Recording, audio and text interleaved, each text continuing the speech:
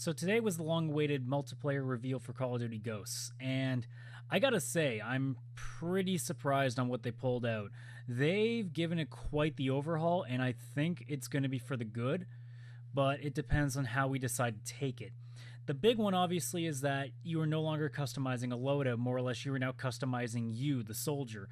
Just everything about you, whether it's the way you look, whether it's what you use weapon wise, whether it's how you play in terms of perks, and they've overhauled all that. So many more weapons. I think they said like 30 new weapons, 20 new kill streaks, a whole bunch of new perks, 7 new game modes. So they've really punched up to, I guess, 11 if you want to go with the Spinal Tap reference on that. They really have, gone above and beyond what anybody would have expected. And that also is a nice shot at all the Modern Warfare haters who think that all it is a copy and paste. Again, let's not get this, mixed up. The gameplay is still probably going to be very much the same. However, there's a lot to go with it customization-wise that will definitely change the way things are played. And there are a bunch of notable things. But I'll get to the soldier customization stuff first because I'm really interested in how that works. So basically what they want to do is they were trying to develop it the same way that Treyarch did with their Pick 10 system, except there's a lot more. It's done in terms of squad points, which is almost like an in-game currency kind of deal, which is also what will allow you to unlock more soldiers, which in turn are your own version of loadouts. But again, that goes further on. The way that it seems to work, it works a lot like the Pick 10 system, and I think it's going to be a lot of the same old stuff where people are probably going to sacrifice tactical grenades for an extra perk, or maybe an extra primary or grenade, that kind of stuff. The thing that I like is that attachments no longer cost spots. Attachments, you can do whatever. Like, I don't know if it's going to come with one attachment or if there's a perk that'll allow you to put a second one on. I don't know. But attachments do not become part of the cost. Attachments are expected to just be part of the weapon, which I think is a good idea because it's kind of ridiculous that a suppressor takes the same amount of space as a perk, which is a huge game changer can do. So either way, you'll see how that works. And with all the different attachments, too, they're adding onto it, it makes it even that much more interesting. Now, with the soldiers, on the other hand, not only can you customize the way they look in every aspect, but you can customize 10 of them, each with their own prestige level, so there's no 15, 20, 25 levels of prestige, whatever they decide to do. More or less, you now have one guy. When they prestige, you keep all the stuff, so you're adding on to it, and you get 10 guys. And what the idea is there's a whole new mode called Squads, where every one of your soldiers, if you choose, can act as AI that play with you when you play either against AI-generated teams, or it's like how NHL with the Hockey Ultimate Team, how you can play other teams or other players' teams offline, which I think is a really neat idea. And the fact that the AI, quote-unquote, is going to play more like humans in terms of drop-shotting, in terms of camping and all that kind of stuff. They're going to act more human instead of just run, and then if they see something, they're going to shoot at it. So there's a lot extra being put into it, which is really exciting. But with all the other game modes, they showed us two. They showed us Search and Rescue, which is basically search and destroy, but when you kill someone, they drop a tag.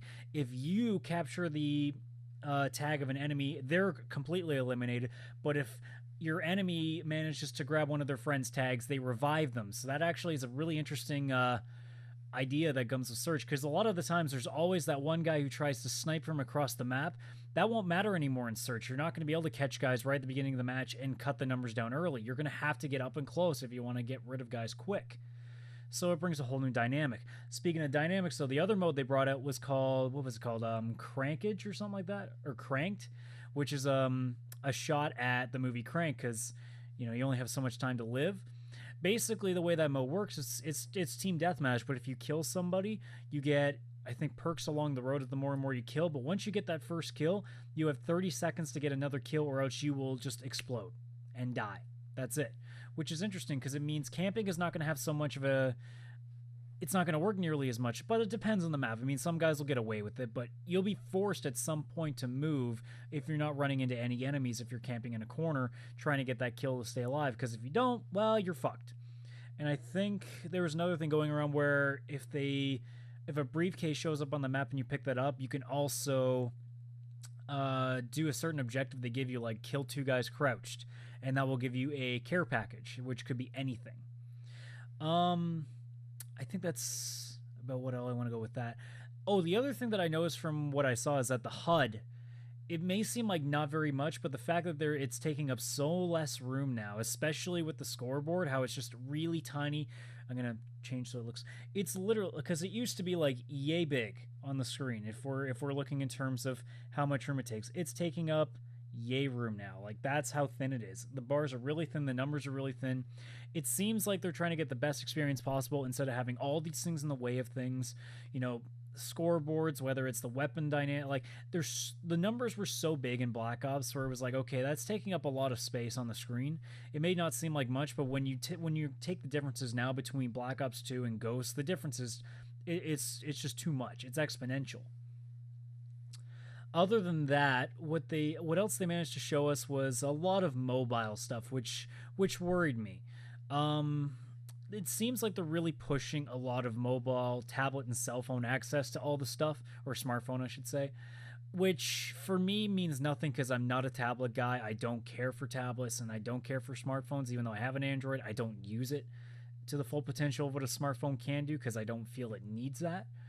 But it seems like they're really pushing it a lot, especially with clans, with clan wars, which is essentially they'll have this whole section up there and it'll show you it'll give you I think 10 clans that are from around the same skill level and location as you, and give you a set map and a set game mode, and if you win so many matches in that mode on that map, that accounts to something, and then after I think 2 weeks or something, that will capture it, that whoever has the most will win or something.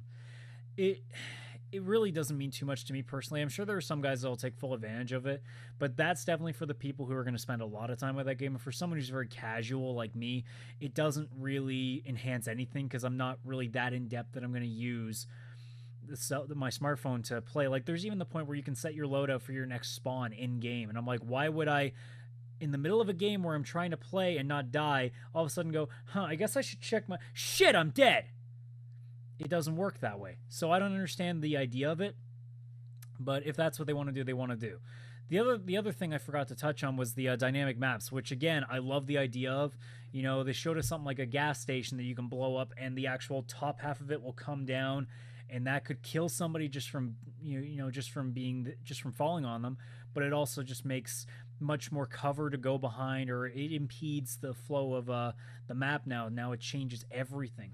The one thing though that worried me about the dynamic maps, they said, is that they're also hiding care packages on certain maps, which basically means that unless they're randomly generated, if they're in the same spot every game, the second somebody finds them and mass spreads that message out to YouTube, at the beginning of every game, it's just going to be an all-out war for that care package, and that's not going to enhance the game, especially if it's a game like Search and Destroy and that care package is still there. That's really not the kind of thing you want to have impede the flow of the gameplay in terms of that game type. So to me, it seemed like a very wasted idea, and I'm not sure how that made it through the cracks, because it really shouldn't have taken very much for them to figure, okay, maybe that's not such a great idea, because it's gonna break the game flow. But either way, I'm really impressed with what they've done. I love the fact that they listened to the general public when they were complaining about how when they announced that there were going to be customizable soldiers, that there was no female. There are now female soldiers now, so you can use that. And they did have to get a little bit of Riley the dog in there, because the dog is now actually a kill streak, which not a pack of dogs. It's just a dog that just travels with you, and it's Riley. So it's like, yay, dogs. Either way. But otherwise, I'm really excited for it. I mean, I've always been a heavy COD player. I've been playing a lot, especially since Black Ops, when I really got into things. So seeing what I saw from Ghosts, I don't have too much to say against it. The only real things that got my attention as something that I didn't like was all the mobile stuff, which means absolutely nothing to me again. So for some people, it will be an amazing addition. It's just for me, it literally means jack shit because I don't use that stuff. But anyway, that's my summary of what I saw from the multiplayer reveal for Call of Duty Ghosts.